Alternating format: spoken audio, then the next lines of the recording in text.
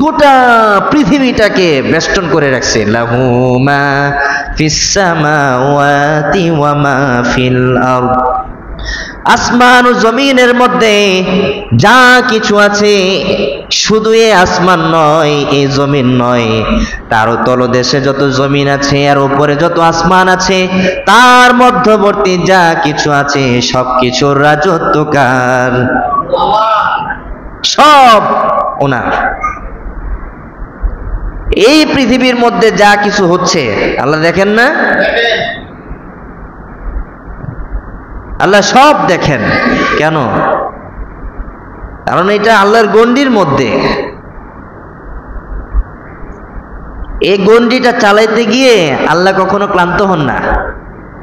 ওয়ালা ইয়াউদু হিফযুহুমা, আয়াতুল কুরসির ভিতরেই তো আসছে। এই আয়াতুল কুরসি যদি কেউ একবার ভালো করে পড়ে, অনুবাদটা যদি ঠিক মতো পড়ে, দেখবেন এর মধ্যে আল্লাহর শান, শৌকত, বরত্ব, মহত্ব ফুটে উঠছে।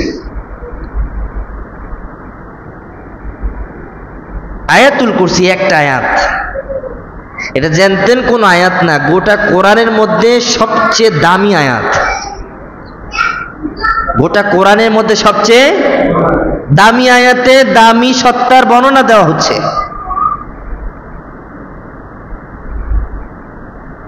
লাহু মা ফিস সামাওয়াতি ওয়া মা ফিল আরদ, আসমান জমিনের মধ্যে যা কিছু আছে সবকিছু তারই রাজত্বের মধ্যে আছে।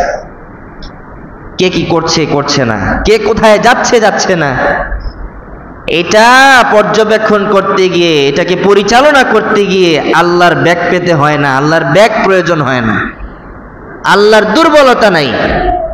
আল্লাহ কোরআনে কারিমে বলছেন, ইন কুল্লু মান ফিস সামাওয়াতি ওয়াল আরদি ইল্লা আতির রহমানি আবদা লাকাদ আহসাহুম ওয়া আদ্দাহুম আদ্দা ওয়া কুল্লুহুম আতিহি ইয়াওমাল কিয়ামাতি ফারদা।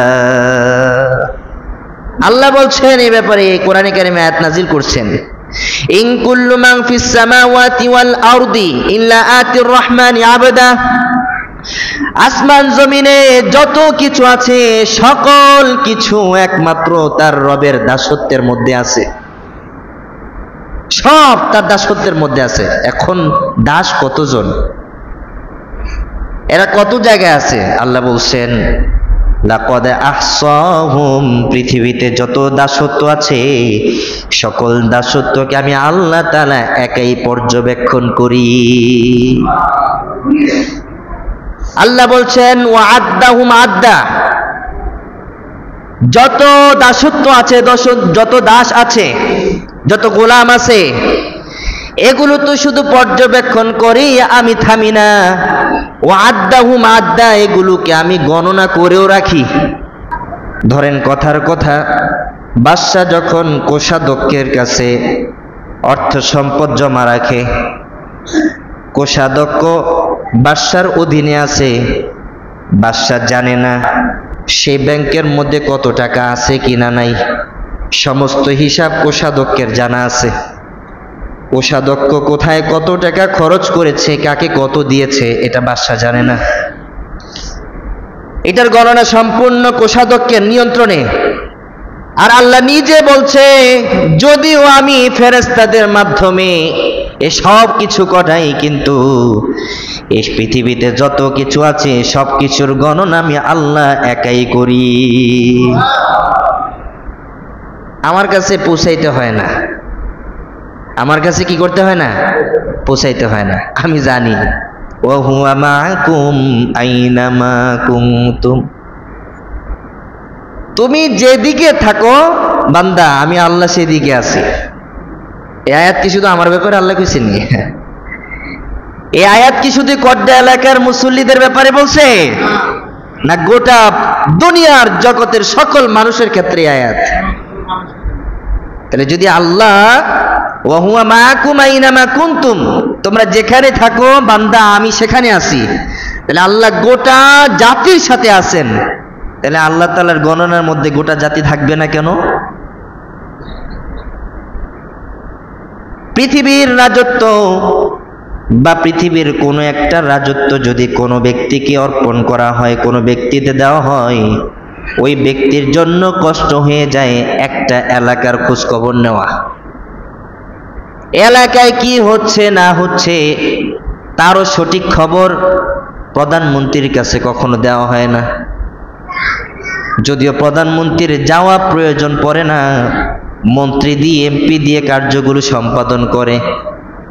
এখন এই কাজগুলো সঠিকভাবে আদায় হচ্ছে কি হচ্ছে না, প্রধানমন্ত্রী যদি না দেখে বুঝবে? বুঝবে না। প্রধানমন্ত্রীর কাছে যদি না জানানো হয় সে কি জানবে? আমার আল্লাহ বলছেন আমার কাছে দেখাইতে হয় না, জানাইতে হয় না, আমি আগ থেকেই জানি। কোথায় কি হচ্ছে না এগুলো আমি আগ থেকেই জানি। এখন আল্লাহ যে ফেরেশতাদের দিয়ে এগুলো করাচ্ছেন, এটা কেন? এটার মধ্যে আল্লাহর বরত্ব নিহিত। আল্লাহ যে এগুলো ফেরেশতাদের মধ্য দিয়ে করায়, এর মধ্যে আল্লাহর বরত্ব রয়েছে।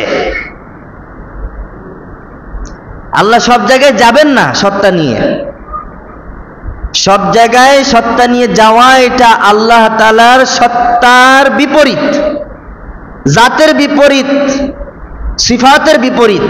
কারণ আল্লাহ কোনো দিকে যাওয়া মানে আল্লাহ কোনো দিকে মুখাপেক্ষী হয়ে যাওয়া, ঠিক না? ধরেন কথার কথা, আমরা মনে করি যে অভাবে থাকে সে যদি চেয়ারম্যানের কাছে যায়, সে যদি চেয়ারম্যানের কাছে যায় তো অভাবী ব্যক্তি চেয়ারম্যানের মুখাপেক্ষী, ঠিক না? বাকি ঘটনাটা যদি এভাবে হয়, কোনো ব্যক্তি অভাবী, তাকে যদি চেয়ারম্যান এসে দান করতে আসে, তাহলে এই দৃষ্টিকোণ থেকে চেয়ারম্যানও মুখাপেক্ষী, ঠিক কিনা? কারণ এর চিন্তা আছে আমার তো সম্পদ দান করতে হবে, মানুষকে দিতে হবে, আর এটা দিতে গেলে আমার ওই বান্দার মুখাপেক্ষী হইতে হবে। আল্লাহ বলছেন আমার আসা যাওয়া মানে মুখাপেক্ষী। বান্দা আমার কাছে চাইলে, আমি যদি বান্দার কাছে চলে যাই, এটা বান্দার প্রতি আমার মুখাপেক্ষী। আর বান্দা যদি আমার কাছে নাও চাই, আমি যদি বান্দাকে দিতে যাই, সেটাও বান্দার প্রতি আমার মুখাপেক্ষী। আমার আসা যাওয়া নাই। এই আসা যাওয়া না থাকার কারণ হচ্ছে আল্লাহ কারো প্রতি মুখাপেক্ষী না, আল্লাহ তার বরত্বের জায়গায় রেখে, আল্লাহ নিজেকে বরত্বের জায়গায় রেখে এগুলো ফেরেশতাদের দিয়ে সমাধান করেন। বুঝতে পারছেন? এখানে আল্লাহর বরত্ব আছে। আল্লাহ কি বললেন? লাকাদ আহসাহুম ওয়া আদ্দাহুম আদ্দা। আসমান জমিনে যত দাসত্ব আছে সব কিছুর খোঁজ খবর একমাত্র আল্লাহ তাআলার কাছে আছে। লাকাদ আহসাহুম, এগুলোকে আল্লাহ তাআলা ধরে রাখছেন মানে কি? আল্লাহ দৃষ্টির মধ্যে এগুলো রয়ে গেছে। ওয়া আদ্দাহুম আদ্দা, সবগুলাকে গণনা করে রাখছেন। কে কতজন, কোথায় কতজন আমার বান্দা আছে, কোথায় কে কোন বান্দা আমার ইবাদত করছে, সবকিছু আল্লাহর গণনায় আছে। কে চুরি করে, কে ডাকাতি করে, কে নামাজ পড়ে, কে রোজা রাখে, কে ভালো কথা কয়, কে মন্দ কথা কয়, সবকিছু আল্লাহর গণনায় আছে। কার গণনায় আছে বলেন? আল্লাহর গণনায় আছে। সূরা ইনফিতরে আল্লাহ তাআলা আয়াত নাজিল করলেন। আয়াতের মধ্যে আল্লাহ তাআলা বর্ণনা করছেন, আল্লাহ তাআলা দুই কাঁধে দুইজন ফেরেশতা সিলেক্ট করে দিয়েছেন, ফিট করে দিয়েছেন। এই দুই কাঁধের দুইজন ফেরেশতার কাজই হচ্ছে এ বান্দার মন্দ লিখবে, এক বান্দার ভালোগুলো লিখবে। তা আল্লাহ ভালো করে জানেন কোন বান্দা গুনাহ করবে, কোন বান্দা আমল করবে। এরপরও কেন ফেরেশতা রাখলেন? আল্লাহ তো সব জানেন, তো ফেরেশতা রাখলেন কেন?